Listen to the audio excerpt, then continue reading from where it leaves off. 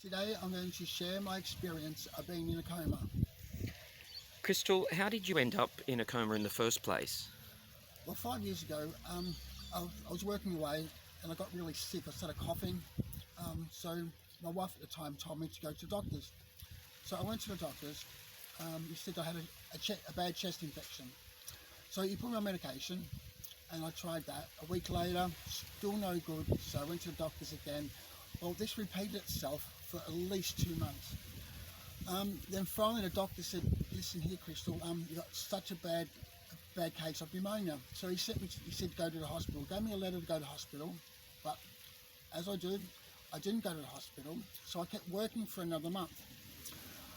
Well, it got so bad that one morning I woke up and I said to my wife, look, I've got to go to the hospital. I'm having trouble breathing. So she goes, geez, you must be really bad. So she finally took me to the hospital. As I was just walking into the hospital, I was vomiting. I just couldn't stop vomiting, started sweating like there's no tomorrow. So they grabbed me and actually took me straight through into the beds. They put masks on myself and they just isolated me. Well, at that stage, all I could remember was getting x-rays done in my lungs and my wife actually opening up the curtain saying, hi, Dale. Well, that's all I remember. Well, apparently, I stopped breathing. They actually had to bring me back. They put a trachea through my throat, my chest, and put me on a breathing machine for my lungs. Apparently, what actually caused me to stop breathing was actually a fungal infection on my lungs. And to my surprise, later on they told me it was actually a fungal infection from smoking marijuana. I couldn't believe it. Marijuana caused me to get a lung infection, which caused me to stop breathing. I noticed you just mentioned the doctor said Crystal, but you weren't Crystal at that time, is that right? That's correct, yes. My name was actually Dean. Before all this happened, my name was actually Dean. You're correct. I was actually a male that didn't even want to change to a girl. But me stop breathing, going into the coma, I rephrase that. I didn't go into a coma, they put me into an induced coma because my whole lungs were covered in mould caused from mouldy marijuana that I'd smoked at the time, which I didn't realise. Do you have any recollections of your time in a coma at all, and how long were you in one for? Well, yes I do. I actually saw some things in my coma. Um, but first, I was actually in a coma, induced coma, for 27 days. Apparently, after 30 days of being in induced coma, they turned the machines off. So my family actually come in, they got called in to see me after 27 days and said goodbye to me. It was just horrific for my whole family saying bye to me because I was on kidney dialysis machine, my heart was shutting down, my liver was shutting down as well, and they were just trying all different sorts of medication and nothing was working. So they all said goodbye to me, but on the 27th day, they tried a different sort of medication. Well, I actually responded to this different medication and they started bringing me out of the coma. But before all this, the question you asked me, did I experience anything in my coma? Oh my God. Before I went into my coma, at the time I didn't know I was in one, obviously. Well, I actually wanted to get cremated. Now, oh, no way do I want to get cremated. Oof, what I saw in my coma, now I'm a person, before I went into coma, seeing is believing. What? Holy crap. I saw some things. I saw up there and I saw down there. And you're probably thinking, no way. Can you expand on that for us? Well, what I first saw was, I was in the elevator, but I was actually in my bed still. And I could see the curtain, I could see everything's normal, but I was going up and up and up. Well, the elevator doors opened up and it was like I could just walk out the doors.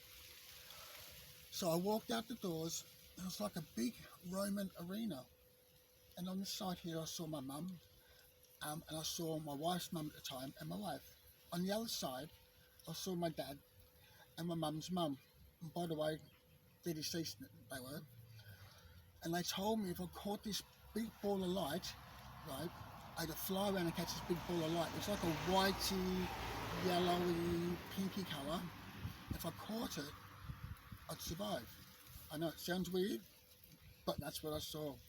So I'm flying around this arena trying to catch this ball of light, and I couldn't catch it. And it felt like I was doing it for hours. But then all of a sudden, when I was just about to grab it, I was back in the elevator and I was going down. But as I was going down further and further, the elevator curtains, sorry, bedroom curtains, actually turned into skins. So the curtain that you actually line in a room of a hospital turned into human skins. The walls actually turned into glass walls the further I got down. And I'll tell you what I saw afterwards, but first, as I reached the bottom, I was down the bottom and I could see through those skin curtains. They actually looked like, you know, those Indian totem poles? I think I know what you mean. There's about 5 or 6 of those. I know it sounds weird, I know it sounds funny, I know a lot of people aren't going to believe me, but that's what I saw. And then there's a tall one. Well, they had little arms and they're all on fire, the heads were on fire. And the little ones are running into me saying, he's going to kill you, he's going to kill you. Then run back out again, and then run back in again, and then all of a sudden they had knives in their hand, and they would slice on my arms, they were, and then run back in again. And then, I mean, I was hysteric. Well, apparently, which I wasn't aware, the nurses at the time, when I come out the coma, said I was actually falling out of bed, jumping out of bed, and they had to actually tie me down to the bed. While you were under an induced coma? Yes, exactly. Well, I was actually experiencing them tie me to the bed because I was trying to run away. And I was begging them, I don't want to die, I don't want to die. And then all of a sudden, bang, I'm back up there again. And then again, before I knew it, back down there again, the same thing was happening. And it happened about 5 times. And I was begging and begging and begging to let me go. Well, to cut it short and sweet, right? All of a sudden I went flying upstairs again, then it come down again slowly, then all of a sudden I found myself in the lobby. But before that happened, as I walked past my dad from being upstairs, he goes, Dean, it's not your time yet. Then I come down the elevator and it's like I was in this big lobby, walked out the doors, got into a yellow cab. My mum and my family, my kids, my wife were waiting for me. We drove off, and that's the first time my eyes woke up out the coma, and I didn't even know where I was. It was just horrific. And then they told me, the guy next door to me passed away from the same thing. Well, you're not going to believe this, but during that as well, I was actually floating over top of him and I saw him pass away. Not one word of a lie.